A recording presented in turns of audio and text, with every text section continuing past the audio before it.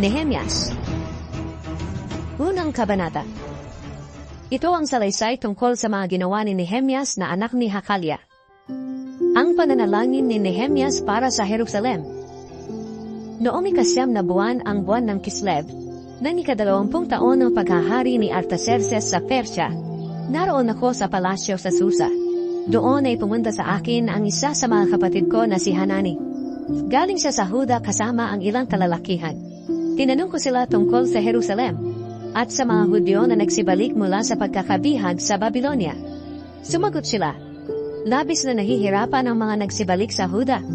Tinutuya sila ng mga tao sa paligid nila. Hanggang ngayon sira pa rin ang pader ng Jerusalem at sunog ang mga pintuan nito. Nang marinig ko iyon, umupo ako at umiyak. Ilang araw akong nagdalamhati, nag-ayuno, at nanalangin sa presensya ng Diyos ng Kalangitan.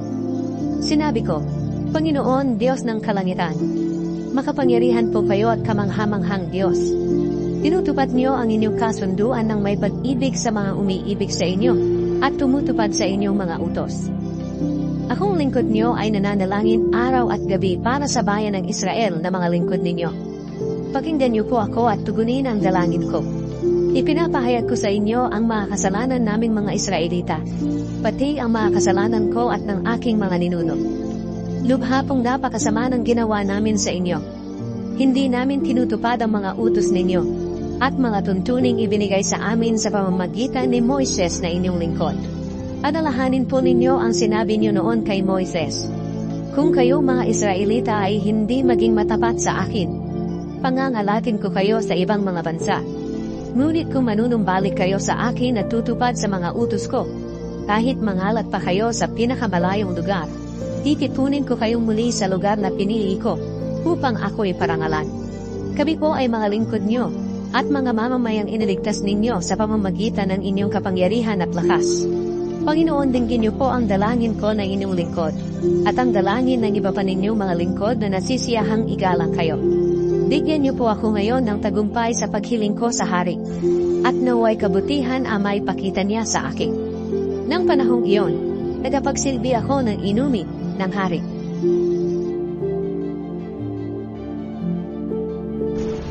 Pumunta si Nehemyas sa Jerusalem. Ikalawang kabanata.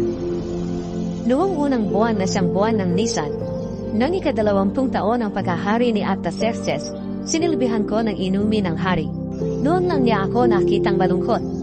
Kaya tinanong niya ako, bakit ka nalulungkot? Mukha ka namang walang sakit. Parang may problema ka. Labis akong kinabahan. Pero sumagot ako sa hari. Humaba po nawa ang buhay ng mahal na hari. Nalulungkot po ako dahil ang lungsod na pinaglibingan ng aking mga ninuno ay nagiba, at ang mga pintuan nito ay nasunog. Nagtanong ang hari, ano ang gusto mo? Nanalangin ako sa Diyos ng Kalangitan. At pagkatapos, sumagot ako sa hari. Kung maaari po mahal na hari, at kung nalulugod po kayo sa akin, gusto ko sanang umuwi sa Huda, para muling ipatayo ang lungsod kung saan inilibing ang aking mga ninuno. Ginanong ako ng hari habang nakaupo ang reyna sa tabi niya. Gaano ka tatagal doon at kailan ka babalik? Sinabi ko kung kailan ako babalik, at pinayagan niya ako. Humiling din ako sa hari. Kung maaari po mahal na hari, bigyan niyo po ako ng mga sulat para sa mga gobernador ng probinsya sa kandurang Euphrates. Napayagan nila akong dumaan sa nasasakupan nila sa pag-uwi ko sa Huda. At kung maaari, bigyan niyo rin po ako ng sulat para kay Asaph, na tagapagbantay ng mga halamanan ninyo, para bigyan ako ng mga kahoy na gagamitin sa paggawa ng pintuan ng matatag na kuta malapit sa templo, at sa pagpapatayo ng pader ng lungsod, at ng bahay na titirahan ko. Pinagbigyan ng hari ang mga kahilingan ko sa kanya, dahil sa kabutihan ng Diyos sa akin. Sa pag-alis ko, pinasamahan pa ako ng hari sa mga opisyal ng sundalo at sa mga nabayo. Pagdating ko sa kanluran ng Euphrates, ibinigay ko sa mga gobernador ang sulat ng hari. Ngunit nang marinig ni Sanballat na taga-Horon at Tobiah na isang opisyal ng Amonita na dumating ako para tulungan ang mga Israelita, labis silang nagalit. Tiningnan ni Nehemyas ang pader ng Jerusalem. Pagkalipas ng 3 araw mula nang dumating ako sa Jerusalem, umalis ako ng hating gabi na may ilang kasama. Hindi ko sinabi kahit kanino ang gustong ipagawa sa akin ng Diyos tungkol sa Jerusalem. Wala kaming dalang ibang hayop maliban sa sinasakyan kong asno. Lumabas kami sa pintuang nakaharap sa lambak at pumunta sa balon ng dragon hanggang sa may pintuan ng pinagtatapunan ng basura. Pinagmasdan ko mabuti ang mga nagibang pader ng Jerusalem at ang mga pintuan nitong nasunog. Nagpatuloy ako sa pintuan ng bukal hanggang sa paliguan ng hari, pero hindi makaraan doon ang asno ko. Kaya tumuloy na lang ako sa lambak ng Kidron at siniyasat ang mga pader ng gabing iyon. Pagkatapos, bumalik ako at muling dumahan sa pintuang nakaharap sa lambak. Hindi alam ng mga opisyal ng lungsod kung saan ako nanggaling at kung ano ang ginawa ko, sapagkat wala pa akong pinagsabihang Hudyo tungkol sa balak ko. Kahit ang mga pari, mga pinuno, mga opisyal, at ang iba pang nasa pamahalaan. Ngunit ngayon ay sinabi ko sa kanila, nakita niyo ang nakakaawang kalagayan ng lungsod natin. Giba ang Jerusalem at sunog ang mga pintuan nito. Muli nating itayo ang pader ng Jerusalem para hindi na tayo mapahiya. Sinabi ko rin sa kanila kung gaano kabuti ang Diyos sa akin at kung ano ang sinabi ng hari sa akin. Sumagot sila, sige, muli nating itayo ang pader. Kaya naghanda sila para simulan ang mabuting gawain ito. Ngunit na mabalitaan ito ni Sanballat na taga-Horon, ni Tobiah na isang opisyal na Amonita, at ni Geshem na isang Arabo. Nilait nila kami at pinagtawanan. Sinabi nila, ano ang ginagawa niyo ito? Nagbabalak ba kayong maghimagsik laban sa hari? Sinagot ko sila, magtatagumpay kami sa pamamagitan ng tulong ng Diyos sa langit. Kami na mga lingkod niya ay magsisimula na sa pagpapatayo ng pader ng Jerusalem. Pero kayo ay hindi kabilang at walang karapatan sa Jerusalem. At hindi kayo bahagi ng kasaysayan nito.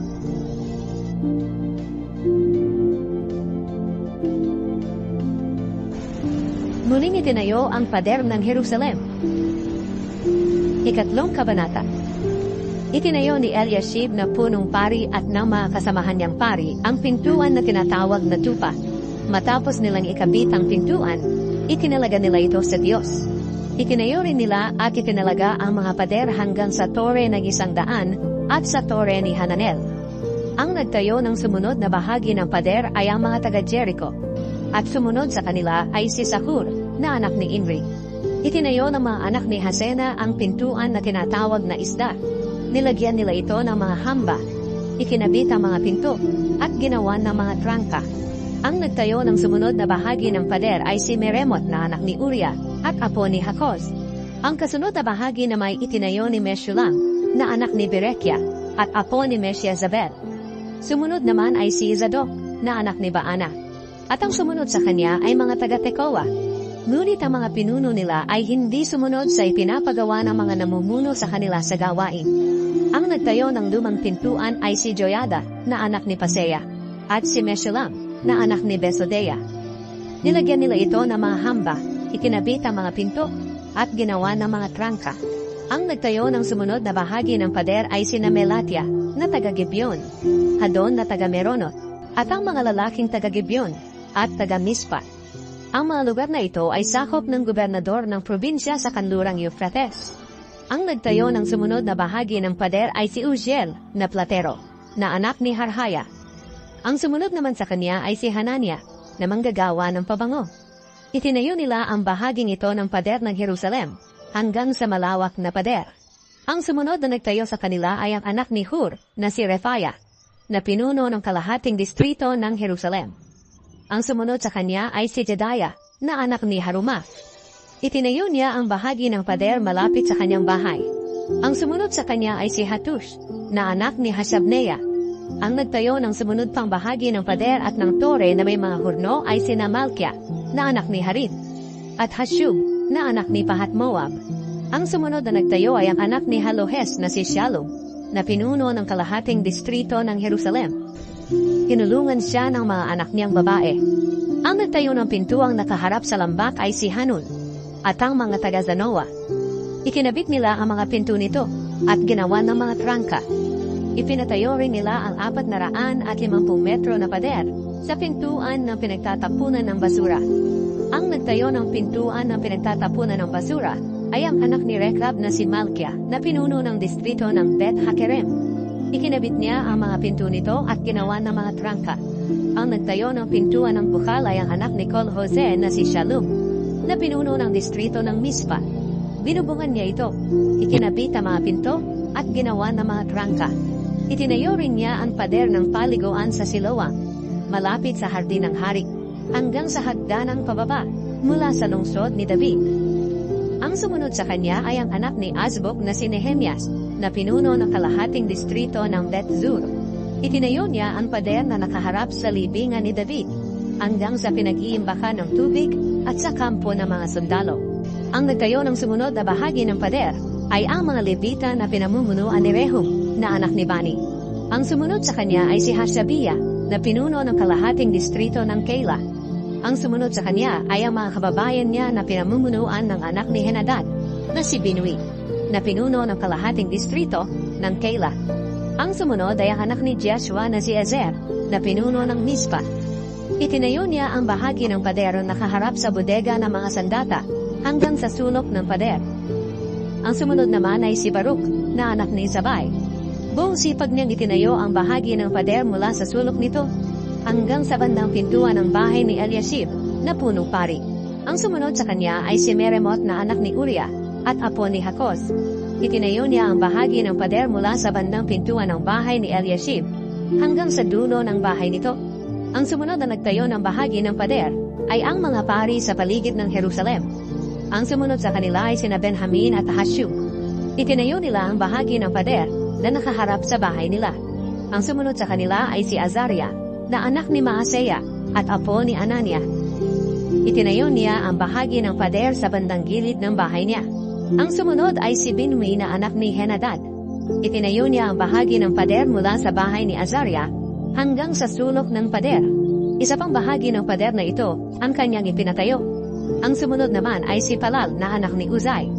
Itinayo niya ang bahagi ng pader mula sa sulok ng pader at ng nakausling tore sa palasyo, malapit sa pinagpupwestuhan ng mga gwardya. Ang sumunod sa kanya ay si Pedaya na anak ni Paros, at ang mga utusan sa templo na nakatira sa may bulubundukin ng Ophel. Itinayo nila ang bahagi ng pader pasilangan hanggang sa pintuan ng tubig at sa nakausling tore. Ang sumunod sa kanila ay ang mga taga-Tekoa. Itinayo nila ang bahagi ng pader mula sa malalaking toring nakausli hanggang sa pader ng Ophel.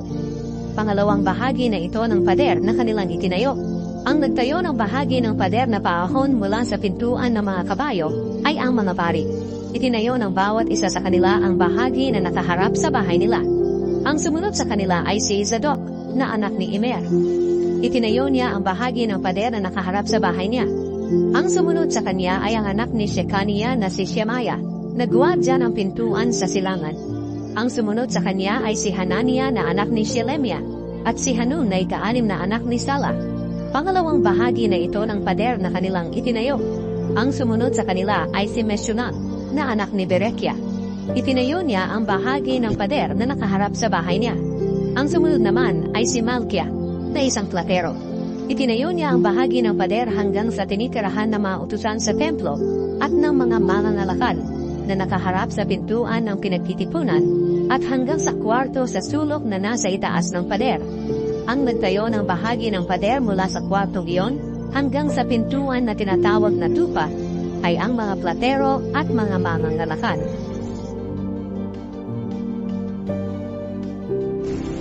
Hinadlangan ang pagpapatayo ng pader. Ika-4 na kabanata. Nang mabalitaan ni Sanballat na itinatayo namin muli ang pader, nagalit siya ng husto at hinamak kaming mga Hudyo.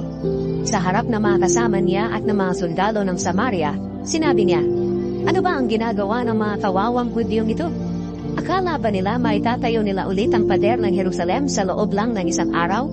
At makapaghahandog ulit sila? Akala siguro nila, magagamit pa nila ang mga nasunog at nadurog na mga bato ng pader." Sinabi pa ng Amonitang si Tobiah na nasa tabi ni Sanballat, "Kahit asong gubat lang ang sumampa sa pader na iyan, mawawasak na iyan."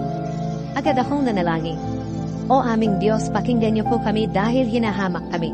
Sa kanila po sana mangyari ang mga panunuyan nilang ito sa amin. Madala sana sila sa ibang lugar bilang dihag. Huwag niyo po silang patawarin, dahil sa panghahamak nila sa inyo sa harap naming mga gumagawa ng pader. Patuloy ang aming pagtatayo ng pader. at nangangalahati na ang taas nito dahil ang mga tao ay talagang masigasig na gumagawa. Ngunit na mabalitaan ni na Sanballat, Tobiya at ng mga taga-Arabia, taga-Amon, at mga taga-Ashdod na patuloy ang pagtatayo ng pader ng Jerusalem at natakpan na ang mga butas nito. Galit na galit sila. Binalak nilang lahat na salakayin ang Jerusalem para guluhin kami. Subalit nanalangin kami sa aming Diyos at naglagay ng mga gwardiya araw at gabi para maprotektahan ang mga sarili namin. Sinabi ng mga taga-Huda, "Pagod na kami sa pagtatrabaho. Napakarami pang guho na dapat hakutin. Hindi namin ito makakayang tapusin." Samantala sinabi ng mga kalaban namin, "Biglain natin sila. Bago nila mapansin na pasok na natin ang lugar nila. Pagpapatayin natin sila at mahihinto na ang pagtatrabaho nila." Ang mga Hudyo na nakatira malapit sa kanila ay palaging nagbabalita sa amin ng balak nilang pagsalakay. Kaya naglagay ako ng mga tao para magbantay sa pinakamababang bahagi ng pader na madaling pasukin.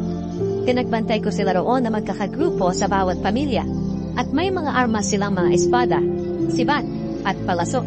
Habang pinag-iisipan ko ang kalagayan namin, ipinatawag ko ang mga pinuno, mga opisyal, at ang mga mamamayan at sinabi ko sa kanila, "Huwag kayong matakot sa mga kalaban.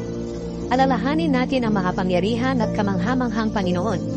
Makipaglaban tayo para mailigtas natin ang ating mga kamag-anak, mga anak, mga asawa, pati ang ating mga bahay." Na mabalitaan ang aming mga kalaban na nalaman namin ang balak nilang pagsalakay at naisip nilang sinira ng Diyos ang balak nila. Bumalik kaming lahat sa ginagawa naming pader. Ngunit mula ng araw na iyon, kalahati lang sa mga tauhan ko ang gumagawa ng pader, dahil ang kalahati ay nagbabantay na may mga sibat, pananggalang, palaso, at panangga sa dibdib. Ang mga opisyal ay nakatayo sa likod ng mga mamamayan ng Huda na gumagawa ng pader. Ang isang kamay ng mga nagtatrabaho ay may hawak na mga gamit sa paggawa, at ang isa namang kamay ay may hawak na sandata, at nakasukbit sa baywang nila ang espada. Ang tagapagpatunog ng trompeta ay nasa tabi ko. Sinabi ko sa mga pinuno, mga opisyal, at sa mga mamamayan, malawak ang ginagawa nating pader, at malalayo ang ating pagitan habang nagtatrabaho. Kaya kapag narinig niyo ang tunog ng trompeta, pumunta kayo agad dito sa akin. Ang Diyos natin ang siya makikipaglaban para sa atin. Kaya patuloy ang paggawa namin mula madaling araw hanggang magtakip silim. At ang kalahati ng mga tao ay nagbabantay na may dalang sandata. Nang panahong iyon, sinabi ko rin sa mga taong naninirahan sa labas ng Jerusalem na sila at ang mga alipin nila ay papasok sa lungsod kapag gabi para magbantay. At kinabukasan naman ay magtatrabaho sila. Dahil palagi kami nagbabantay, ako at ang mga kamag-anak ko, mga tauhan, at mga gwardya ay hindi na nakapagpalit ng damit. At kahit pumunta sa tubig, ay daladala namin ang aming mga sandata.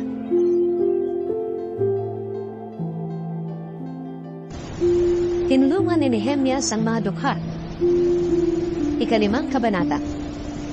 Dumaing ang ibang mga lalaki at ang mga asawa nila sa kapwa nila mga Hudyo. Sinabi nila, "Malaki ang pamilya namin at kailangan namin ng pagkain para mabuhay." May iba rin sa kanila na nagsabi, "Isinanla na lang namin ang mga bukirin namin, mga ubasan, at ang mga bahay namin, para may makain kami sa panahon ng taggutom." May iba pa sa kanila na nagsabi, "Nanghiram kami ng pera para makapagbayad ng buwis sa hari para sa aming mga bukirin at ubasan. Kahit kami at ang mga anak namin ay kapwa nila Hudyo, kinailangang ipaalipin namin sa kanila ang aming mga anak para magkapera. Sa totoo lang, ang iba naming mga anak na babae ay ipinagbili na namin bilang alipin. Wala kaming magawa dahil ang aming mga bukirin at mga ubasan ay pagmamay-ari na nag-iba." Labis akong nagalit nang marinig ko ang mga hinaing nila. Pinag-isipan ko mabuti ang kalagayan nila, at pinuntahan agad ang mga pinuno at mga opisyal, at pinaratangan sila. Sinabi ko, "Ginigipit niyo ang mga kababayan ninyo, sapagkat tinutubuan niyo pa sila kapag nanghihiram sila sa inyo ng pera."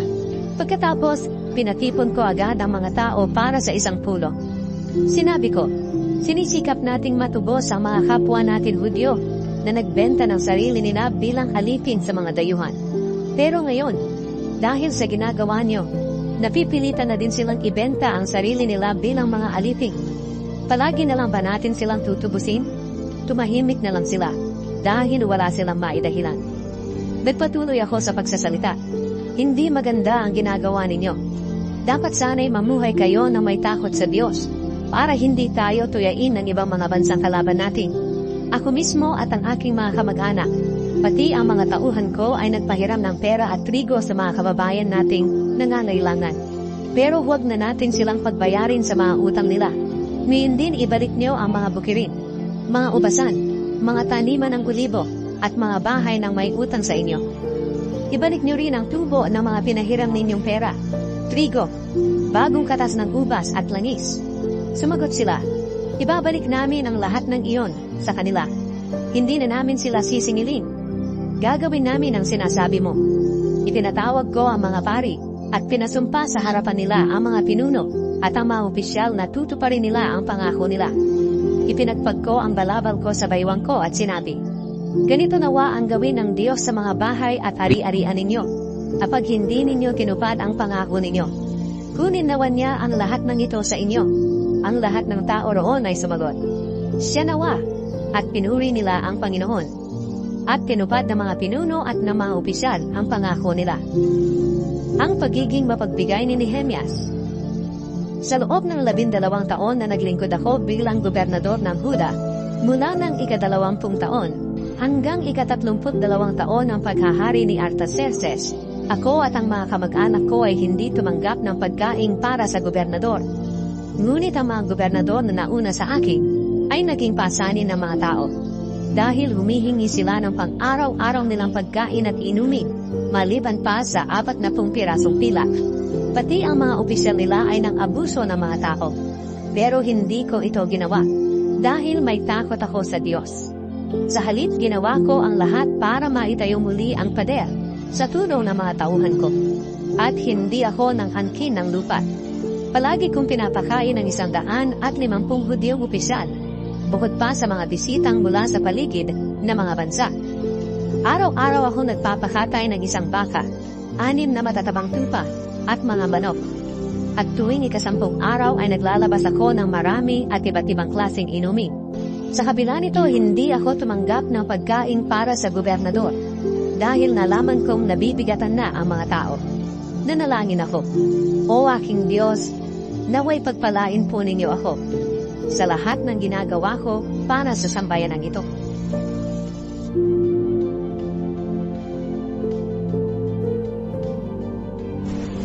Ang patuloy na paghadlang ng pagpapatayo ng pader. Ika-6 na kabanata. Samantala, nabalitahan ni Sanballat, Tobia, Geshem na taga-Arabia at ng iba pa naming mga kalaban na natapos na namin ang pagpapatayo ng pader at wala na itong mga butas, maliban na lamang sa mga pinto nito na hindi pa naikakabit. Kaya nagpadala sina Sanballat at Geshem ng ganitong mensahe sa akin. Gusto naming makipagkita sa iyo sa isang nayo ng kapatagan ng Hono. Ngunit nalaman ko na may balak silang masama sa akin. Kaya nagsugo ako ng mga mensahero para sabihin ito sa kanila. Mahalaga ang ginagawa ko ngayon, kaya hindi ako makakapunta riyan. Hindi ko maaaring itigil ang paggawa para lang pumunta riyan. 4 na beses nila akong pinadalhan ng ganoong mensahe, at 4 na beses ko rin silang pinadalhan ng parehong sagot. Sa 5 beses pinapunta ni Sanballat sa akin ang alipin niya na may dalang sulat na nakabukas na. At ito ang nakasulat. Ipinagtapat sa akin ni Geshem na kahit saan siya pumunta, ay naririnig niyang ikaw at ang mga Hudyo ay nagbabalak maghalsa. At iyan ang dahilan kung bakit muli ninyong ipinapatayo ang pader. At ayon sa narinig niya, gusto mong maging hari ng mga Hudyo. At pumili ka pa ng mga propeta na magpoproklama sa iyo sa Jerusalem na ikaw na ang hari ng Huda. Tiyak na malalaman ito ng hari, kaya pumarito ka para pag-usapan natin ang mga bagay na ito. Ito ang sagot ko sa kanya. Hindi totoo ang mga sinasabi mo. Gawa-gawa mo lang iyan. Alam kong tinatakot lang nila kami para mahinto ang paggawa namin. Pero nanalangin ako sa Diyos na palakasin pa niya ako. Isang araw pumunta ako kay Shemaya na anak ni Delaya at apo ni Mehetabel, dahil hindi siya makaalis sa bahay niya. Sinabi niya sa akin, magkita tayo sa loob ng templo ng Diyos at ikandado natin ang mga pintuan. Dahil darating ang mga kalaban mo ngayong gabi para patayin ka. Ngunit sumagot ako, Gobernador ako. Bakit ako lalayo at magtatago sa loob ng templo para iligtas ang buhay ko? Hindi ako magtatago. Naisip kong hindi nangusap ang Diyos sa kanya, kundi inupahan lamang siya ni Sanballat at Tobia para sabihin iyon sa akin. Gusto lamang nila akong takutin at magkasala sa pamamagitan ng pagsunod sa sinasabi ni Shemaya para hamakin nila ako at pintasan ng mga tao. Kaya nanalangin ako. O aking Diyos, huwag niyo pong kalimutan na parusahan si Tobia at si Sanballat sa kanilang masamang ginawa. Pati na ang babaeng propeta na si Noadias at ang iba pang mga propeta na naghahangad na takutin ako. Natapos ang pagpapatayo ng pader. Natapos ang pader noong ika-25 araw ng ika-6 na buwan, na siyang buwan ng Elul. Natapos ito sa loob ng 52 araw. Nang mabalitaan ito ng aming mga kalaban sa kalapit na mga bansa, natakot sila at napahiya. Napag-isip-isip nila na natapos ang gawaing iyon sa pamamagitan ng tulong ng Diyos. Nang panahong iyon, nagsusulatan sina Tobia at ang mga pinuno ng Huda. Maraming mga taga-Huda ang sumumpa ng katapatan kay Tobia dahil manugang siya ni Shekania na anak ni Ara. At isa pa, napangasawa ng anak niyang si Jehohanan ang anak ni Meshulam na anak ni Berekia.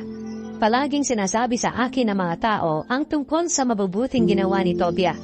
At palagi ring nakakarating sa kanya ang mga sinasabi ko. At patuloy na sumusulat si Tobia sa akin para taputin ako.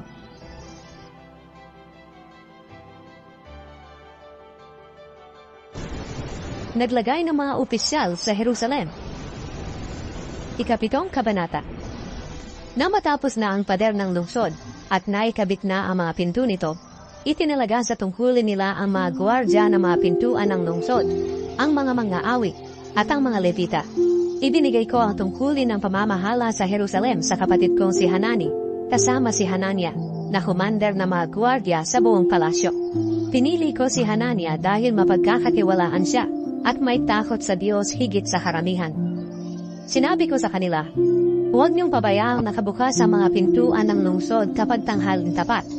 Kahit may mga gwardya pa na nagbabantay, dapat nakasara ito at nakakandado.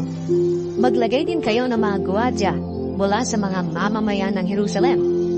Ang iba sa kanila ay ilagay sa pader na malapit sa mga bahay nila, at ang iba naman ay ilagay sa ibang bahagi ng pader. Ang talahan ng mga tao na bumalik mula sa pagkabihag. Napakalawak noon ang lungsod ng Jerusalem, pero kakaunti lang ang mga naninirahan doon, at kakaunti rin ang mga bahay. Kaya ipinaisip ng aking Diyos sa akin na tipunin ang mga pinuno, mga opisyal, at iba pang mga naninirahan, para maitala sila ayon sa bawat pamilya. Nakita ko ang listahan ng mga pamilya na unang bumalik mula sa pagkabihag. Ito ang nakatala roon. Ang mga sumusunod ay ang mga Israelita sa probinsya ng Huda na binihag noon ni Haring Nebuchadnezzar at dinala sa Babylonia. Ngayon umalis na sila sa lugar na iyon at bumalik na sa Jerusalem at sa sarili nilang mga bayan sa Huda. Ang namuno sa pagbalik nila sa Jerusalem ay sina Zerubabel, Joshua, Nehemias, Azariah, Raamias, Nahamani, Mordecai, Bilshan, Nesperet, Bigvai, Nehum, at Baana. Ito ang talaan ng mga mamamayan ng Israel na bumalik mula sa pagkabihag. Mga angkan ni Paros, 2,172. Shephatiah, 372. Ara, 652. Pahat Moab mula sa mga pamilya ni Joshua at ni Joab, 2,818. Elam, 1,254. Zatu, 845. Zakai, 760.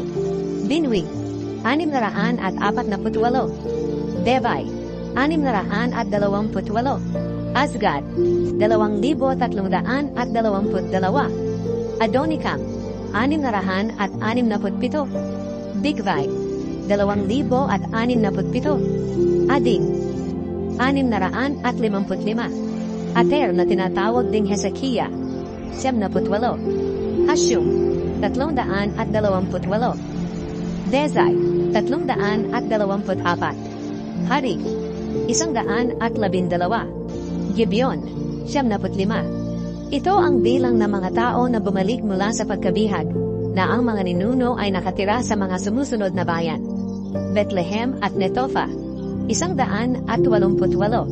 Anatot, 128. Bet Asmavet, 42. Kiryat Jearim, Ketira, at Beerot, 743. Rama at Geba, 621.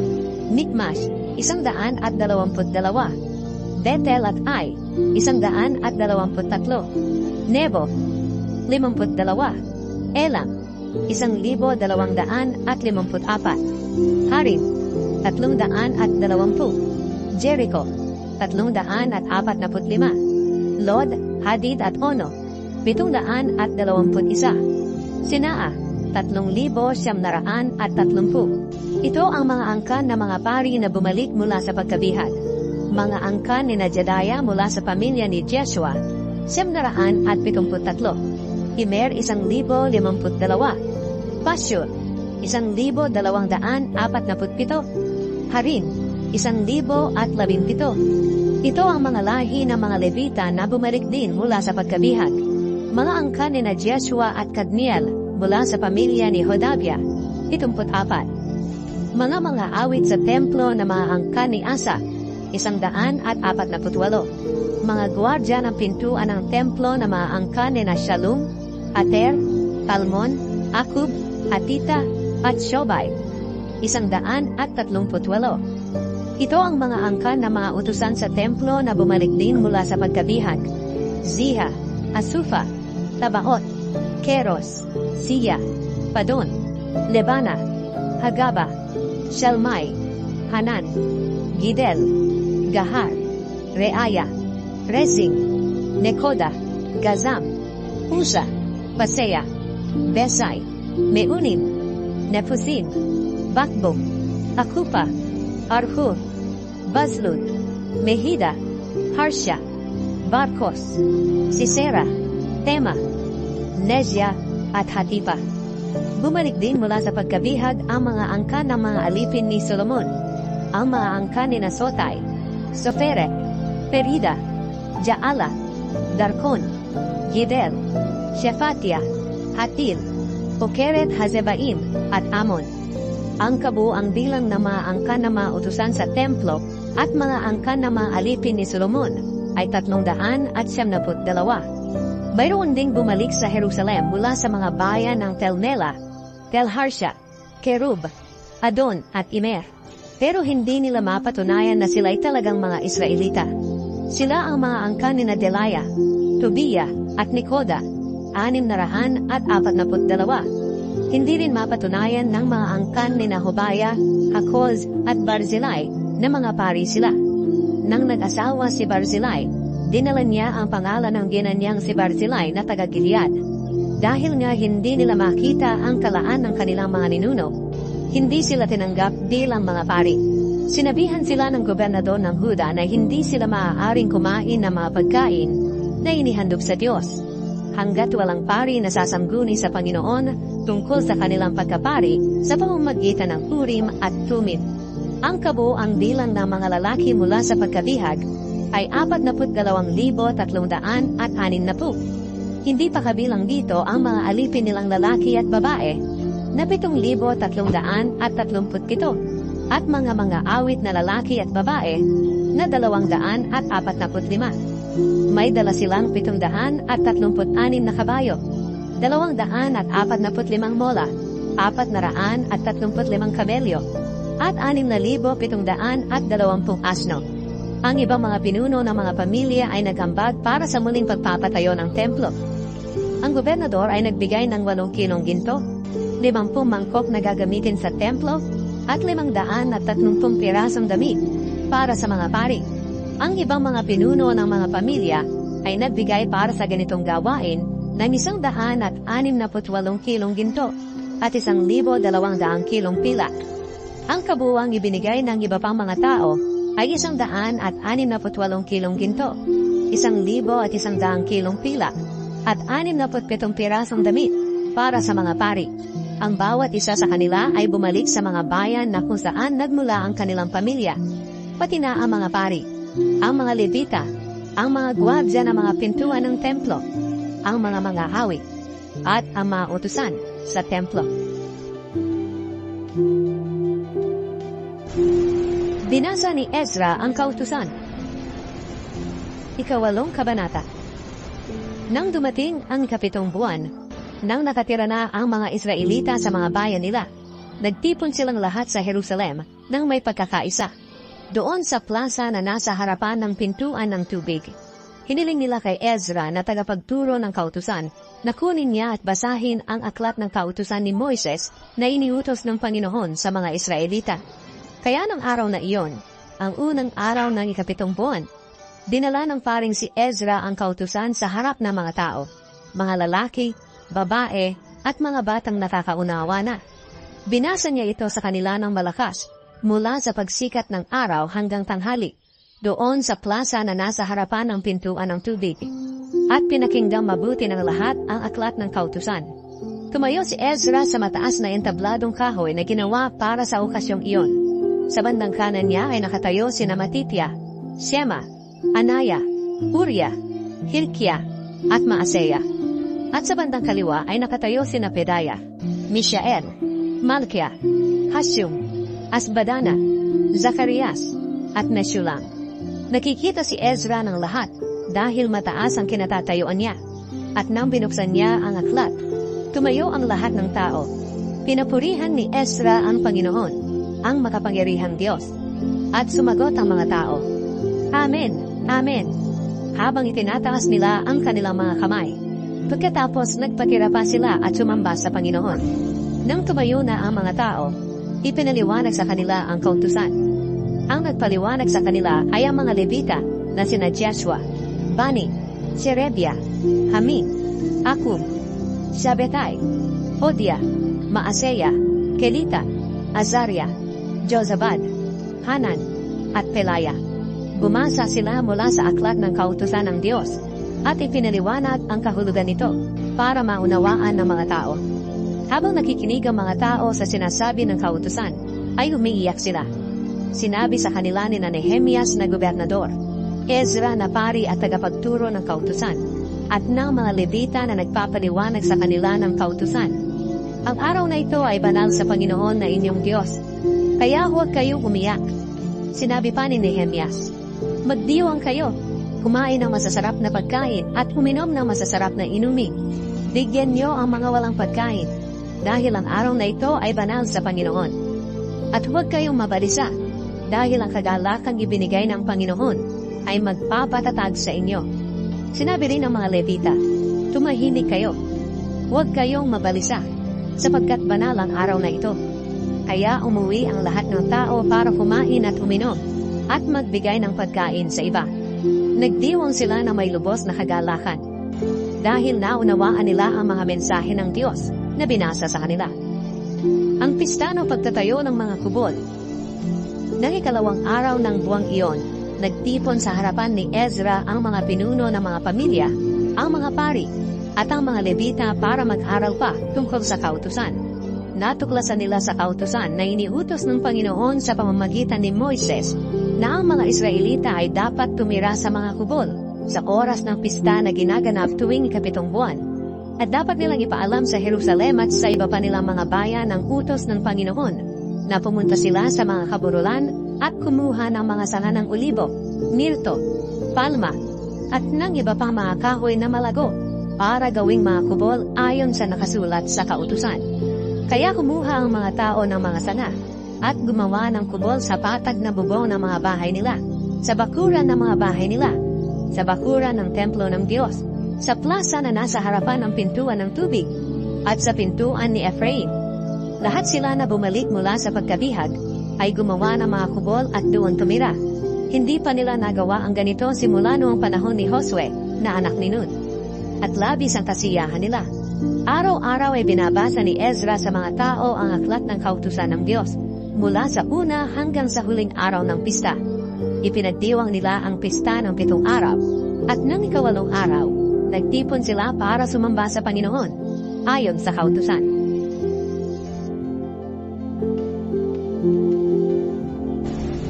Ipinahayag ng mga Israelita ang kanilang mga kasalanan. Ikasyam na kabanata. Na ika-24 na araw ng buwan ding iyon, nagtipon ang mga Israelita para mag-ayuno. Nagdamit sila ng sako at naglagay ng alikabok sa kanilang ulo. Hindi nila isinama sa pag-aayuno ang mga dayuhan. Tumayo sila at ipinahayag ang kanilang mga kasalanan at ang mga kasalanan ng kanilang mga ninuno. Nakatayo sila sa loob ng 3 oras habang binabasa sa kanila ang kautusan ng Panginoon na kanilang Diyos. At sa loob din ng 3 oras, ipinahayag nila ang kanilang mga kasalanan at sumamba sa Panginoon na kanilang Diyos. Ang ibang mga Levita ay nakatayo sa hagdanan at malakas na nananalangin sa Panginoon na kanilang Diyos. Sila ay sina Jeshua, Bani, Kadmiel, Shebania, Buni, Sherebia, Bani, at Kenani. At ang mga Levita na tumawag sa mga tao para sumamba ay sina Jeshua, Kadmiel, Bani, Hashabneya, Sherebia, Hodia, Shebania, at Petahia. Sabi nila, tumayo kayo at purihin ang Panginoon na inyong Diyos na walang hanggan. Pagkatapos sinabi nila, O Panginoon, kapuri-puri po ang inyong pagiging makapangyarihan. Hindi ito mapapantayan ang aming pagpupuri. Ikaw lang po ang Panginoon. Ginawa niyo ang kalangitan, ang lupa, ang dagat, at ang lahat ng mga naroroon. Binigyan niyo po ng buhay ang lahat ng inyong nilikha, at sinasamba kayo ng mga anghel sa langit. Kayo ang Panginoong Diyos na pumili kay Abraham, at naglabas sa kanya sa Ur, na sakop ng mga Kaldeo. At pinangalanan niyo siyang Abraham. Nakita niyong tapat siya sa inyo, at gumawa kayo ng kasunduan sa kanya na ibibigay niyo sa mga lahi niya ang lupain ng mga Kananeo, Heteo, Amoreo, Perezeo, Jebuseo at ng mga Gergaseo. At tinupad po ninyo ang pangako niyo, dahil matuwid kayo. Nakita niyo po ang pagtitiis ng aming mga ninuno sa Ehipto. Narinig niyo ang paghingi nila ng tulong sa inyo. Doong naroon sila sa dagat na pula. Gumawa kayo ng mga himala at kamanghamanghang bagay laban sa Paraon, at sa lahat ng mga opisyal niya at tauhan. Dahil nalalaman niyo kung paano nila inati ang aming mga ninuno. At ang inyong pangalan ay tanyag hanggang ngayon. Sa harap ng inyong mga mamamayan ay hinati ninyo ang dagat.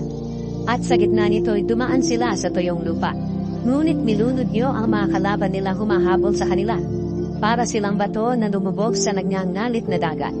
Sa araw ginagabayan niyo ang inyong mga mamamayan sa pamamagitan ng ulap na parang haligi. At sa gabi sa pamamagitan ng apoy na parang haligi. Para bigyan sila ng liwanag sa kanilang nilalakaran. Bumaba kayo sa bundok ng Sinai mula sa langit, at nakipag-usap kayo sa kanila. Binigyan niyo sila ng mga tamang katuruan, mabubuting utos, at ng mga tuntunin. Itinuro niyo sa kanila ang tungkol sa dapat nilang gawin sa araw ng pamamahinga. At inutusan niyo sila sa pamamagitan ng inyong lingkod na si Moises, na tuparin ang mga utos niyo, mga tuntunin, at mga katuruan. Nang magutom sila, binigyan niyo sila ng pagkain mula sa langit, at nang mauhaw ay pinainom niyo ng tubig mula sa bato. Sinabihan niyo silang pasukin at angkinin ang lupaing pangako na ibinigay ninyo sa kanila. Ngunit sila na aming mga ninuno ay naging mapagmatahas, matigas ang ulo, at masuwayin sa inyong mga utos. Ayaw nila makinig sa mga sinasabi niyo, at kinalimutan lang ang mga himalang ginawa ninyo sa kanila. Naging matigas ang kanilang ulo, at sumalungat sila sa inyong pamamaraan sa pamamagitan ng pagpili ng pinuno na magdadala sa kanila pabalik sa pagkaalipin sa Ehipto. Ngunit kayo ay mapagpatawad na Diyos, mahabagin, maalalahanin, hindi madaling magalit, at mapagmahal. Kaya hindi niyo po sila pinabayaan. Kahit gumawa sila ng imaheng baka at nagsabi, ito ang Diyos nating nagpalaya at nagpalabas sa atin sa Ehipto. Lubos ang paglapastangan nila sa inyo. Ngunit dahil sa dakilang habag ninyo sa kanila, hindi niyo po sila pinabayaan sa ilang. Hindi niyo kinuha ang makapal na ulap na gumagabay sa kanila kapag araw. At ang naglalagablab na apoy na nagbibigay liwanag sa nilalakaran nila kapag gabi. Ibinigay niyo po ang mabuting espiritu ninyo sa pagtuturo sa kanila. Patuloy niyo silang pinakain ng mana, at binigyan ng tubig kapag nauuhaw sila. Ibinibigay niyo po sa kanila ang mga pangangailangan nila sa loob ng 40 taon sa ilang. Kaya hindi sila nagkulang ng anuman. Hindi na luma ang mga damit nila, at hindi rin namaga ang mga paa nila sa paglalakad. Pinagtagumpay niyo sila laban sa mga kaharian, mga bansa, at ang mga lupain sa paligid nila. Sinakop nila ang lupain ng Heshbon, na pinamamahalaan ni Haring Sihon, at ang lupain ng Bashan na pinamamahalaan ni Haring Og. Pinarami niyo ang kanilang mga lahi katulad ng mga bituin sa langit. Dinala niyo sila sa lupaing itinangako niyo sa kanilang mga ninuno, para pasukin at angkinin. Talagang pinasok nila ito at tinangkin. Pinagtagumpay niyo po sila laban sa mga Kananeo, na nakatira sa lupaing iyon. Ipinaubaya niyo sa kanila ang mga Kananeo, pati ang mga hari nila, para magawa ng inyong mga mamamayan ang gusto nilang gawin sa mga ito. Sinakop po ng mga mamamayan ninyo ang mga napapaderang lungsod, at ang matatabang lupain. Inangkin din po nila ang mga bahay na punong-puno ng magagandang bagay, mga balon, mga ubasan, mga taniman ng olibo, at napakarami pang ibang punong kahoy na namumunga. Kumain sila hanggang sa mabusog sila, at naging malusog ang kanilang katawan. Nagalak sila sa napakabuting ginawa ninyo sa kanila, pero sa kabila ng lahat, sumuway at lumabag po sila sa inyo. Tinalikuran nila ang inyong kautusan. Pinatay nila ang inyong mga propeta, na nanghikayat sa kanilang magbalik sa inyo. Labis ang paglapastangan nila sa inyo. Kaya ipinaubaya niyo po sila sa kanilang mga kalaban na nagpahirap sa kanila. Pero nang nahihirapan na sila, humingi sila ng tulong sa inyo. At pinakinggan niyo pa rin sila riyan sa langit. At sa laki ng inyong habag, binigyan niyo sila ng mga pinuno na magliligtas kanila sa kamay ng kanilang kalaban. Pero kapag mabuti na ang kalagayan nila, gumagawa na naman sila ng masama sa inyong harapan. At ipapaubaya niyo sila sa kamay ng mga kalaban nila para pamunuan sila. At kapag nanalangin na naman sila para humingi ng tulong niyo, pinapakinggan niyo sila riyan sa langit. At sa inyong habag palagi niyo silang iniligtas. Pinaaalalahanan niyo po sila na tumupad muli sa inyong kautusan. Pero naging mapagmataas sila, at hindi nila tinupad ang inyong mga utos. Nagkasala sila laban sa inyong mga utos na nagbibigay ng totoong buhay. Sa tumutupad nito, sa katigasan ng kanilang mga ulo tumalikod sila sa inyo, at ayaw nilang makinig sa inyo. Sa napakaraming taon, tiniis ninyo sila at pinaalalahanan ng espiritu ninyo sa pamamagitan ng mga propeta. Pero hindi nila ito pinansin, kaya ipinaubaya niyo sila sa mga mamamayang nasa paligid nila. Ngunit dahil sa laki ng inyong habag, hindi niyo sila pinabayahan o lubos na ipinahamak. Dahil mahabagin at maalalahanin kayo, O Diyos. Kayo na aming Diyos ay makapangyarihan at tunay na kamangha-mangha.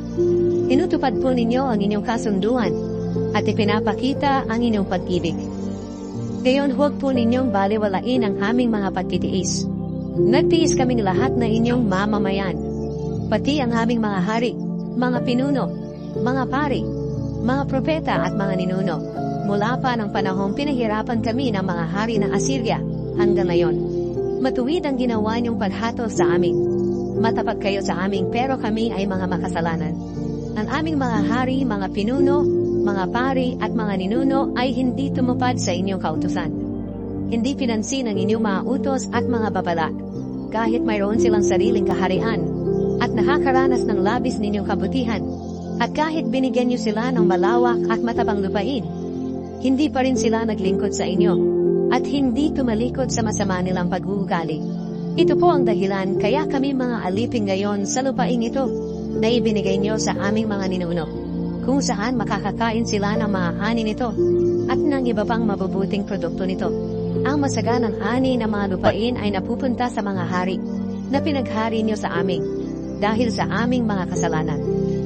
Ginagawa nila ang gusto nilang gawin sa amin, at sa mga alaga naming hayop, at sobra-sobra ang aming pagtitiis. Gumawa ng kasunduan ng mga tao. Dahil dito, kami pong mga Hudyo ay gumawa ng isang matibay na kasunduan. Isinulat ito at pinirmahan ng aming mga pinuno, mga pari, at mga Levita. Ika-10 kabanata. Ang unang pumirma ay si Gobernador Nehemias na anak ni Hakalias, at si Sedekia. Ang mga paring pumirma ay sina Seraya, Azaria, Jeremias, Pashur, Amaria, Malkiya, Hatush, Shebania, Maluk, Harin, Neremot, Obadias, Daniel, Gineton, Baruch, Meshulam, Habijah, Mijamin, Maasya, Bilgay, at Shemaya. Ang mga Levita na pumirma ay sina Jeshua na anak ni Azania, Binui na mula sa pamilya ni Henadad, Kadmiel, Shebania, Kelita, Pelaya, Hanan, Mika, Rehob, Hashabia, Zakur, Sherebia, Shebania, Hodia, Bani at Beninu. Ang mga pinuno na pumirma ay sina Paros, Pahat-Moab, Elam, Zatu, Bani, Buni, Azgad, Bebai, Adonia, Bigvai, Ading, Ater, Ezekiah, Azur, Hodia, Hashum, Bezai, Harif, Anatot, Nebai, Magpias, Meshulam, Hezir, Mesyazabel, Zadok, Jadua, Palatia, Hanan, Anaya, Hoshea, Hanania, Hashub, Alohes, Pilha, Shobek, Rehum, Hashabna, Maaseya, Ahia, Hanan, Anan, Maluk, Harin, at Baana. Ang iba pang mamamayan ng Israel pati na ang mga pari, mga Levita, mga gwardiya ng mga pintuan ng templo, mga awit, mga utusan sa templo, at ang lahat ng nakahiwalay sa mga dayuhang nakatira sa lupain namin para sumunod sa kautusan ng Diyos, maging ang mga asawa nila at ang mga batang nakakaunawa na, ay nanumpa kasama ng aming mga pinuno, na aming tutuparin ang kautusan na ibinigay ng Diyos, sa pamamagitan ng lingkod niyang si Moises. Nanumpa rin kami na tatanggapin namin ang sumpa ng Diyos, kung hindi namin matutupad ang pangakong susundin namin ang lahat ng utos at tuntunin ng Panginoon na aming Diyos. Nangako kami na hindi namin papayagang makapag-asawa ang mga anak namin ng mga dayuhang naninirahan sa aming lupain. Nangako rin kami na hindi kami bibili kung ipagbibili ng mga dayuhan ang trigo nila, o kahit anong ipinagbibili sa araw ng pamamahinga, o sa ibang banal na araw. At tuwing ika-7 taon, hindi kami magtatanim sa aming lupain, at hindi na namin sisingilin ang mga may utang sa amin. Nangako pa kami, natutuparin namin ang utos na magbibigay kami bawat taon ng 4 na gramong tilak para sa gawain sa templo ng aming Diyos. Nakalaan ito para sa tinapay na inihahandog sa presensya ng Diyos, sa mga handog na sinusunog, at mga handog bilang pagpaparangal sa Panginoon na inihahandog araw-araw, sa mga handog para sa araw ng pamamahinga, para sa pista ng pagsisimula ng buwan, at sa iba pang mga pista. Maging sa iba pang mga banal na handog, tulad ng handog sa paglilinis na inihahandog upang matubos ang mga mamamayan ng Israel sa kanilang mga kasalanan. Ginagamit din ang perang ito sa iba pang mga pangangailangan sa templo ng aming Diyos. Nagpalabunutan kaming lahat, pati ang mga pari namin, at mga Levita, para malaman kung kailan magdadala ng panggatong ang bawat pamilya, bawat taon, para gamitin sa mga handog sa altar ng Panginoon na aming Diyos, ayon sa nasusulat sa kautusan. Nangako rin kami na dadalhin namin bawat taon sa templo ng Panginoon, ang unang ani ng aming bukirin, at ang unang bunga ng aming mga tanim. Dadalhin din namin sa mga pari na naglilingkod sa templo ng aming Diyos, ang aming panganay na anak na lalaki, pati ang unang anak ng aming mga baka, tupa at kambing, ayon sa nasusulat sa kautusan. Nangako pa kami na dadalhin namin sa mga pari ang pinakamagandang klase ng aming harina, at ang iba pang mga handog bilang pagpaparangal sa Panginoon, para ilagay sa bodega ng templo ng Diyos. Dadalhin din namin ang pinakamabuti naming mga prutas, at ang bagong katas ng ubas at langis ng olibo. Dadalhin din namin sa mga Levita ang ikapu ng aming mga hani, dahil sila ang nangungolekta ng mga ikapu sa lahat ng baryo na may mga sakahan. Kapag mangungolekta ng ikapu ang mga Levita, sinasamahan sila ng mga pari mula sa angkan ni Aaron. At ang ikapu ng nakolekta ay dadalhin ng mga Levita sa bodega ng templo ng aming Diyos. Ang mga Israelita pati na ang mga Levita ay dapat magdala ng mga handog na trigo, bagong katas ng ubas at langis sa bodega, kung saan nakalagay ang mga kagamitan ng templo, at kung saan nakatira ang mga pari na naglilingkod, ang mga gwardiya ng mga pintuan ng templo, at ang mga awit. Kaya nangako kami na hindi namin pababayaan ang templo ng aming Diyos.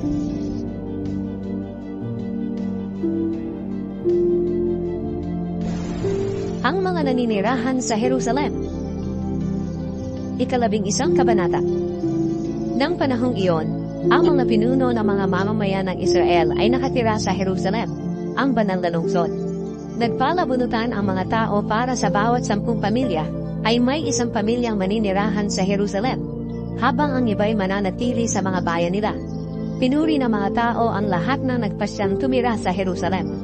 Ang ibang Israelita pati mga pari, mga Levita, mga utusan sa templo at ang mga angkan ng mga alipin ni Solomon ay patuloy na nakatira sa kanilang sariling mga lupain sa iba't ibang mga bayan ng Huda. Ang ibang mga mamamayan ng Huda at Benjamin ay nakatira sa Jerusalem. Ito ang mga pinuno ng mga probinsya ng Huda at Benjamin na nakatira sa Jerusalem. Mula sa lahi ni Huda, si Ataya na anak ni Uzziah. Si Uzziah ay anak ni Zacarias. Si Zacarias ay anak ni Amaria. Si Amaria ay anak ni Shephatiah. At si Shephatiah ay anak ni Mahalalel, na mula sa angkan ni Perez. Si Maaseya na anak ni Baruch. Si Baruch ay anak ni Col-Hose. Si Col-Hose ay anak ni Hazaya. Si Hazaya ay anak ni Adaya. Si Adaya ay anak ni Joyarib. At si Joyarib ay anak ni Zacarias, na mula sa angkan ni Shelah. Sa mga angkan ni Perez, 468 matatapang na lalaki na nakatira rin sa Jerusalem. Mula sa lahi ni Benjamin, si Salu na anak ni Meshulam. Si Meshulam ay anak ni Joed. Si Joed ay anak ni Pedaya. Si Pedaya ay anak ni Kolaya. Si Kolaya ay anak ni Maaseya. Si Maaseya ay anak ni Itiel. At si Itiel ay anak ni Jeshaya. Ang sumunod kay Salu ay sina Gabay at Salai, at ang 728 kamag-anak nila. Si Joel na anak ni Zikri ang pinakapinuno nila.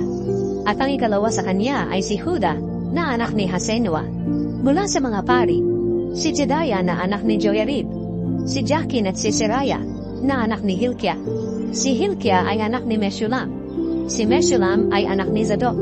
Si Zadok ay anak ni Merayot. At si Merayot ay anak ni Ahitub na namamahala sa templo ng Diyos.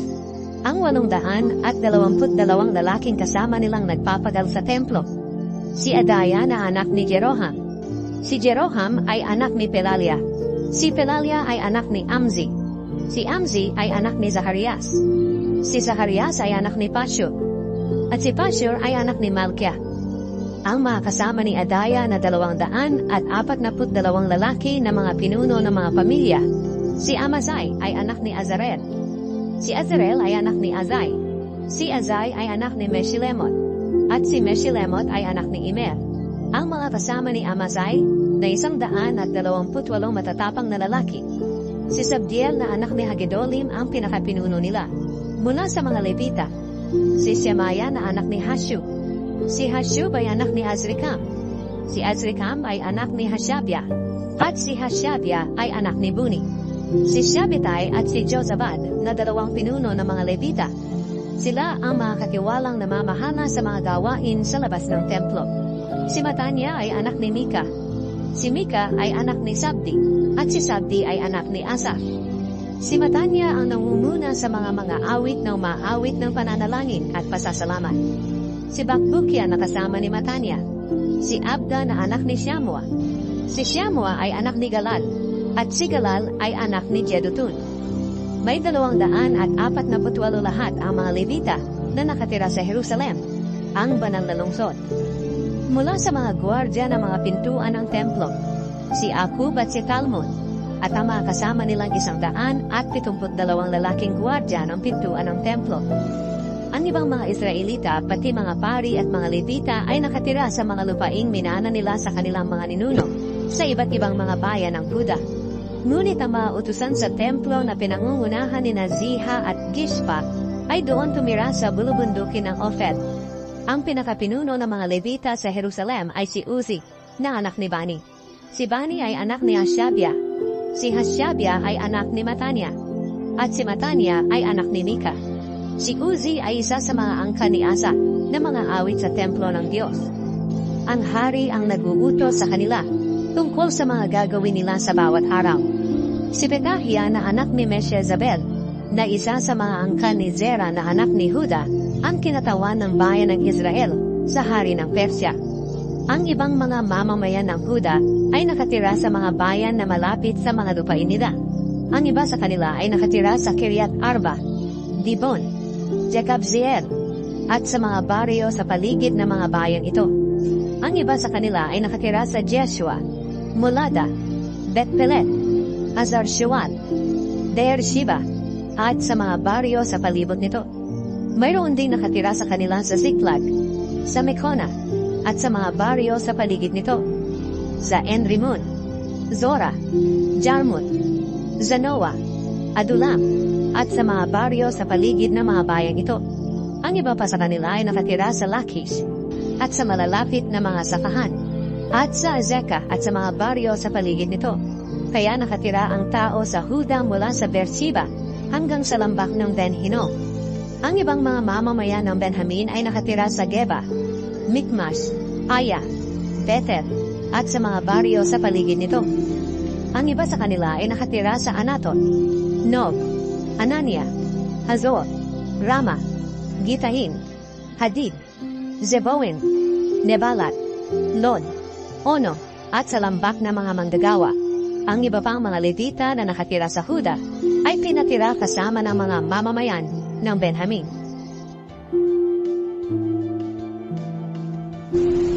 Ang mga pari at ang mga Levita. 12 kabanata.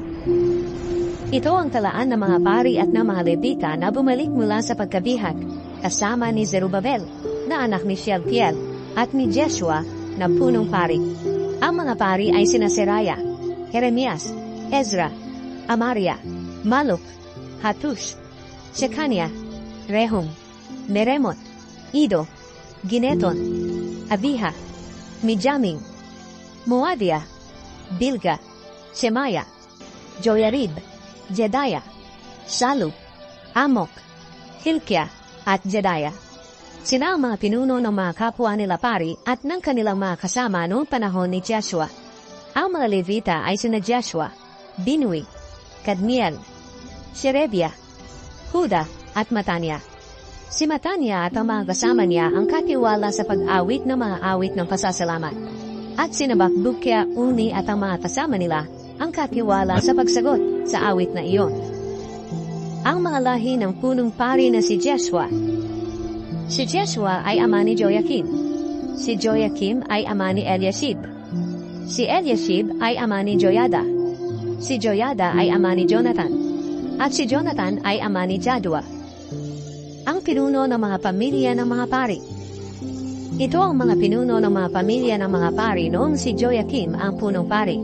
Si Miraya ang pinuno ng pamilya ni Seraya. Si Hanania ang pinuno ng pamilya ni Jeremias. Si Meshulam ang pinuno ng pamilya ni Ezra.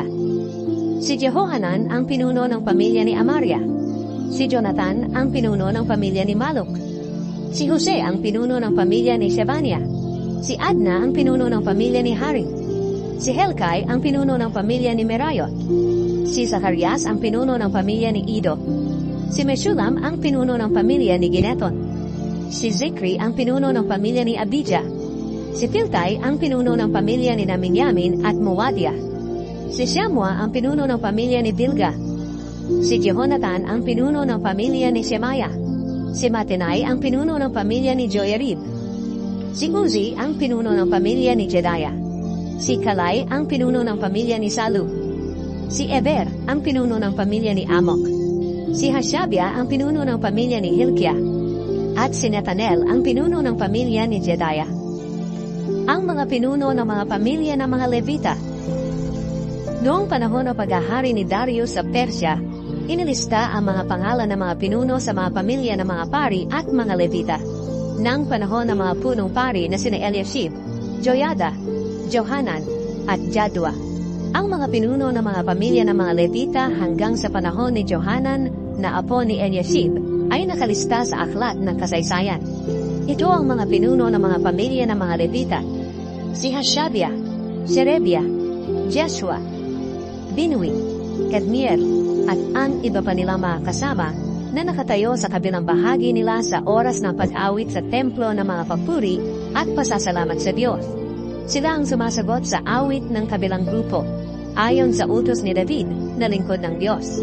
Ang mga gwardiya ng pintuan ng templo na nagbabantay ng mga bodega na malapit sa pintuan ay sina Matania, Bakbukia, Obadias, Meshulam, Talmon, at Akub. Sila ang naglilingkod sa panahon ni Joakim na anak ni Jeshua at apo ni Josadak, at sa panahon ni Nehemias na gobernador at ni Ezra na pari at tagapagturo ng kautusan. Itinalaga sa Diyos ang pader ng lungsod. Noong panahong itinalaga ang pader ng Jerusalem, ipinatawag ang mga Levita mula sa tinitirahan nila. Pinapunta sila sa Jerusalem upang makalahok sa masayang pagdiriwang ng pagtatalaga ng templo sa pamamagitan ng pag-awit ng mga awit ng pasasalamat at pagtugtog ng mga pumpyan, alpa, at lira.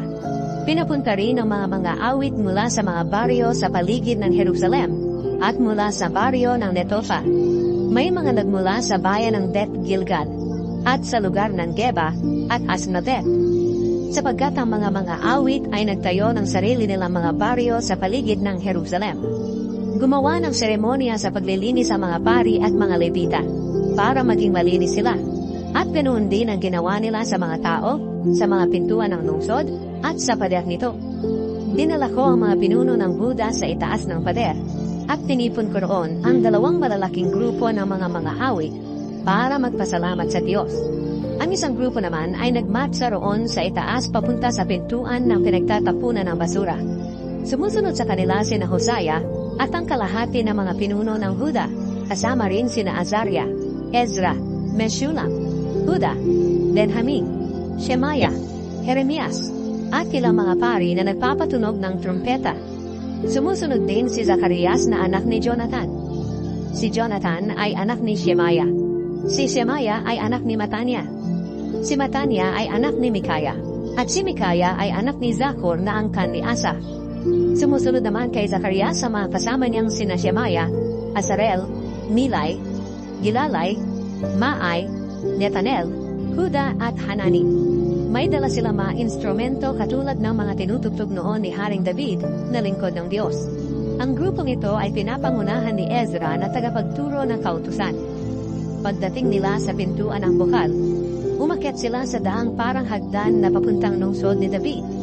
Dumaan sila sa palasyo ni David hanggang makarating sila sa pintuan ng tubig sa gawing silangan ng lungsod. Ang ikalawang grupo ay nagmarcha pakaliwa sa itaas ng pader. Sumunod ako sa grupong ito kasama ang kalahati ng mamamayan. Dumaan kami sa gilid ng tore na may hurno papunta sa malapad na pader.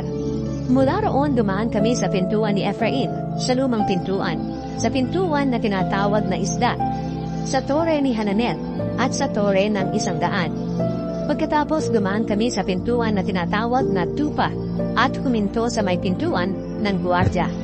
Ang dalawang grupo na nagpapasalamat sa Diyos habang nagmamarcha ay dumiretso sa templo ng Diyos. Dumiretso rin ako roon at ang kalahati ng mga opisyal na kasama ko. Naroon din ang mga pari na nagpapatunog ng trumpeta na sina Eliakim, Maaseya, Mijamin, Mikaya, Elioenai, Zacarias, at Hanania, at ang mga awit na sina Maaseya, Shemaiah, Eleazar, Uzi, Jehohanan, Malkia, Elam, at Ezer. Sila ang mga awit na pinamumuluan ni Jezrahiah. Nang araw na iyon, nag-alay sila ng maraming handog at nagsaya, dahil lubos silang pinagalak ng Diyos. Pati ang mga babae at mga bata ay naging masaya rin. Kaya ang ingay ng pagsasaya nila ay naririnig kahit sa malayo. Nang araw ding iyon, naglagay sila ng mga lalaki na mamamahala sa mga bodega na pinaglalagyan ng mga kaloob ng unang ani at ng ikapu. Sila ang mangungulekta ng mga handog mula sa mga sakahan sa paligid ng mga bayan para sa mga pari at sa mga Levita, ayon sa kautusan. Sapagkat natutuwa ang mga mamamayan ng Huda sa mga gawain ng mga pari at ng mga Levita. Ginawa nila ang seremonya sa paglilinis at ang iba pang mga gawain na ipinapatupad sa kanila ng Diyos. Ginawa rin ng mga awit at ng mga gwardya ng mga pintuan ng templo ang mga gawain nila ayon sa mga utos ni Haring David at ng anak niyang si Solomon. Mula pa ng panahon ni Haring David at ni Asaph, mayroon ng mga namumuno sa mga umaawit ng papuri at pasasalamat sa Diyos. Kaya noong panahon ni Zerubabel at ni Nehemias, ang lahat ng mga Israelita ay nagbibigay ng mga handog nila para sa mga awit at mga gwardya ng mga pintuan ng templo, maging sa mga Levita. At mula sa mga natatanggap nila, binahaginan din ng mga Levita ang mga paring mula sa angkan ni Aaron.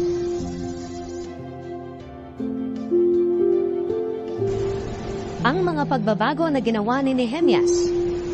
13 kabanata. Nang araw na iyon binasa ang kautusan ni Moises sa mga tao.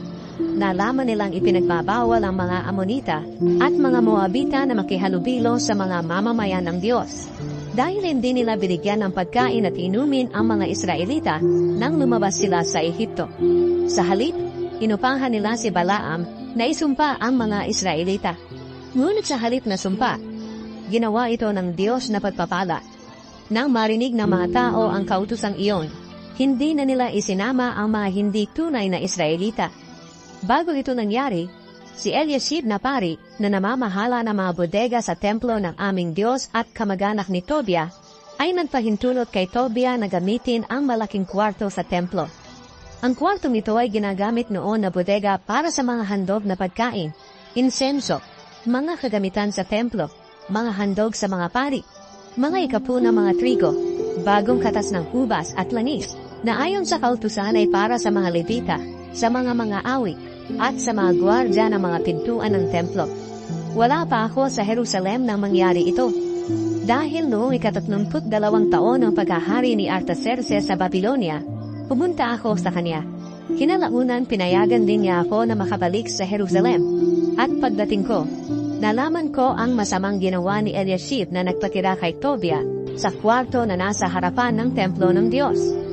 Sa tindi ng galit ko, pinagtatapon ko ang lahat ng kagamitan ni Tobia palabas ng kwarto. Agad kong iniutos na linisin ang kwarto. At pagkatapos, pinabalik ko roon ang mga kagamitan ng templo, pati ang mga handog na pagkain at ang insenso. Nalaman ko rin na ang mga Levita ay hindi na nabigyan ng bahagi na para sa kanila. Kaya sila at ang mga awit na pinagkatiwalaan ng mga gawain sa templo ay nagsiuwi para magsaka. Kaya pinagsabihan ko ang mga opisyal. Bakit pinapabayaan niyo ang templo ng Diyos? Ipinatawag ko agad ang mga Levita at ang mga awit at pinabalik sa mga gawain nila sa templo. At muli ang lahat ng mamamayan ng Huda ay nagdala ng ikapu ng kanilang mga trigo, bagong katas ng ubas, at langis doon sa mga bodega. Ang pinamahala ko sa mga bodega ay si Shelemia na pari, si Zadok na tagapagturo ng kautusan, at ang Levitang si Pedaya. Pinatulong ko rin sa kanila si Hanan na anak ni Zakur at apo ni Matanya. Sila ang pinili ko dahil maaasahan sila. Ipinagkatiwala ko rin sa kanila ang pamamahagi ng mga pangangailangan ng kapwa nila manggagawa sa templo. Pagkatapos ay nanalangin ako. O aking Diyos, alalahanin po ninyo ako at huwag kalimutan ang tapat kong paglilingkod para sa inyong templo at sa mga gawain dito. Nang oras na iyon, may nakita akong mga taga-Huda na pumipisa ng mga ubas sa araw ng pamamahinga. Ang iba sa kanila ay nagkakarga ng mga trigo, alak, ubas, igos, at iba pang mga bagay sa mga asno para dalhin sa Jerusalem at ipagbili. Kaya pinagsabihan ko sila na huwag ipagbili ang mga produkto nila sa araw ng pamamahinga. Mayroon ding mga taga-Tyre na nakatira sa Jerusalem na nagdala ng mga isda at iba pang mga kalakal. Ipinagbili nila ito sa mga taga-Huda na nasa Jerusalem. Sa araw ding iyon ng araw ng pamamahinga. Kaya sinaway ko ang mga pinuno ng Huda at sinabihan, ano ba itong ginagawa ninyong kasamahan? Hindi ba ninyo itinuturing na banal ang araw ng pamamahinga? Hindi ba ganito rin ang ginawa ng inyong mga ninuno? Kaya tayo at ang lungsod na ito ay pinarusahan ng ating Diyos? Gayon, ginalit pa ninyo ng lubos ang Diyos dahil sa ginagawa ninyo. Dahil hindi ninyo itinuturing na banal ang araw ng pamamahinga. Kaya nagutos ako na isara ang pintuan ng lungsod tuwing Biyernes habang papalubog ang araw. At huwag itong bubuksan hanggat hindi pa natatapos ang araw ng pamamahinga. Pinabantayan ko sa mga tauhan ko ang mga pintuan para walang makapasok na kahit anong tinda sa lungsod sa araw ng pamamahinga. Kung minsan, Ang mga mangangalakal ay natutulog sa labas ng Jerusalem kapag Biyernes ng gabi. Pero binalahan ko sila. Sinabi ko, bakit dito kayo natutulog sa pader ng lungsod?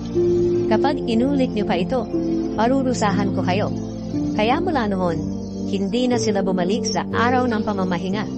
Pagkatapos, inutusan ko ang mga Levita na maging malinis at magbantay sa mga pintuan upang ituring na banal ng mga tao ang araw ng pamamahinga. At saka ako nanalangin. O aking Diyos, alalahanin po ninyo ang mga ginawa kong ito, at kaawaan niyo ako ayon sa dakila niyong pag-ibig. Nang mga panahon ding iyon, nakita ko na may mga taga-Huda na nakapag-asawa ng mga babaeng taga-Ashdod, taga-Amon, at taga-Moab. Kalahati sa mga anak nila ay nagsasalita ng wikang Ashdod o sa wika ng ibang tao, at hindi sila makapagsalita ng wika ng Huda. Kaya sinuway ko at sinumpa ang mga taga-Huda. Pinalo ko ang iba sa kanila, at hinila ang mga buhok nila. Ipinasumpa ko sila at ang mga anak nila sa pangalan ng Diyos na hinding-hindi na sila mag-aasawa ng mga dayuhan. At sinabi ko sa kanila, hindi ba ito ang dahilan ng pagkakasala ni Haring Solomon ng Israel? Walang haring katulad niya sa anumang bansa. Minamahal siya ng kaniyang Diyos, at ginawa siya ng Diyos na hari sa buong Israel. Pero sa kabila ng lahat, nagkasala siya dahil sa udyok na mga asawa niyang dayuhan. At ano, pababayaan na lang ba namin ang kasamaang ito na ginawa niyo? Ang pagiging di tapat sa ating Diyos sa pamamagitan ng pag-aasawa ng dayuhan? Si Joyada na anak ng punong pari na si Eliashib ay may anak na nakipag-asawa sa anak ni Sanballat na taga-Horon. Kaya pinaalis ko siya. Pagkatapos ay nanalangin ako. O aking Diyos, huwag niyo kong kalilimutan na binaliwala nila ang kanilang pagkapari at ang sinumpaan nila bilang mga pari at mga Levita. Kaya tiniyak ko na ang mga mamamayan ng Israel ay malaya na sa kahit anong impluwensya ng mga dayuhan. At binigyan ko ng trabaho ang mga pari at ang mga Levita ayon sa bawat gawain nila. Tiniyak ko rin na ang mga panggatong na gagamitin sa paghahandog ay madadala sa tamang panahon, pati ang mga hunang ani. At nanalangin ako, O aking Diyos, alalahanin po ninyo ako, at pagpalain